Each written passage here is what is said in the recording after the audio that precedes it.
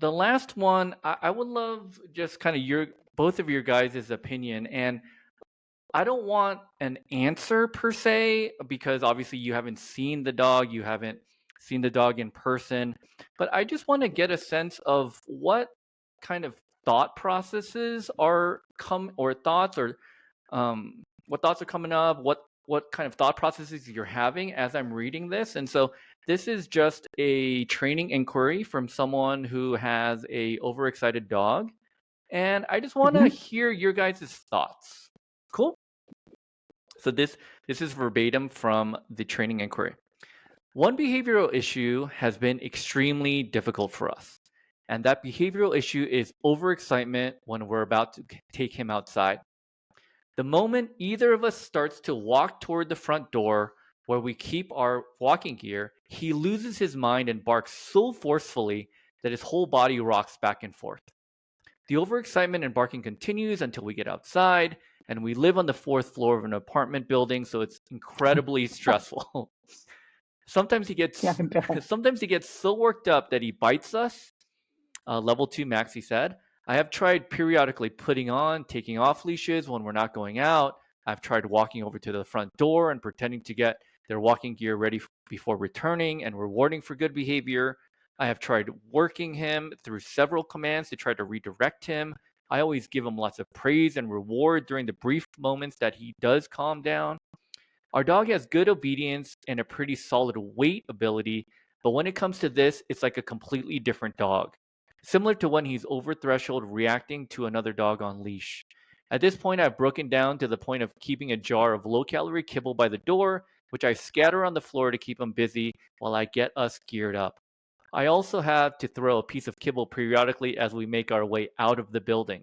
It's a band aid solution for sure, but it at least keeps us from living in constant fear of eviction. So a lot there. So I just want to know what thoughts kind of this engendered in the both of you. Yeah. Tanya, you want to go first? Or... No, you can go, Trish. Okay. All right. So the dog is excited. The dog is overexcited, right? And what does he need to learn? He needs to learn to calm down. What is the owner doing right now to help him? He's doing a lot of what he calls band-aids. Some of them are very good. Doing the find its on the way down. I think that's a perfectly fine thing to do. But I think what I would be doing here, if it were my dog or if it were my client and they had quite a bit of time to work on it, is to teach the dog that when he thinks he's going to go out, his behavior will actually cause him to be able to go out or not to be able to go out. So I can tell you what I did with my Rottweiler years and years ago, Sure. and this will give you an idea. Sure. He would go completely kabunkers when we were going to get ready for a walk. He would jump up and down, and the whole house would shake because he was a Rottweiler. Yeah.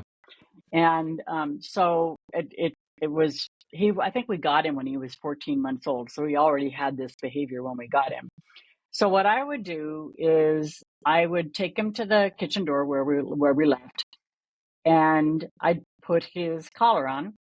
And if he was good for that, that was great. If he wasn't good for that, as soon as I started putting his collar on, if he started jumping up and down, I'd sit down and pretend to read the newspaper. This is a long time ago. I didn't have a phone to read. So then it's when he'd finally calm back down again and he'd look at me like, "What's wrong with you?" Then I'd stand up and start to put the collar back on. And then if he jumped up again, I'd sit back down again. So it ended up being the first time I did it, it took me 20 minutes to reach the door. That's a long time because we first of all had to get his collar and leash on, and then we had to take steps towards the door. So I would take one step towards the door. He'd start to jump. I'd go sit back down again. I'd start to read the newspaper. I never gave him any cues. He never got anything. I never said sit. I never said, "Barney, you're a bad dog." Nothing. And we went to the door, and it is really funny because after that first time, we got to the door and then we walked out the door and he was walking like this. because he knew that if he made an excited movement, I was going to go back in again. After that, the first time it took 20 minutes. The second time it took 10 minutes. The third time it took about 5 minutes. And then we got stuck at 5 minutes for a while. And then he got better. And he was fine after that. So when I wasn't on a fourth floor walk up, that's a lot to go down four floors. Right. So I probably would have used Find It to go down the fourth floor. But that, it's kind of like an almost instant timeout. It is, but the dog's behavior it's real operant conditioning. The dog's behavior is operating on its environment, and so he was the one who made it happen.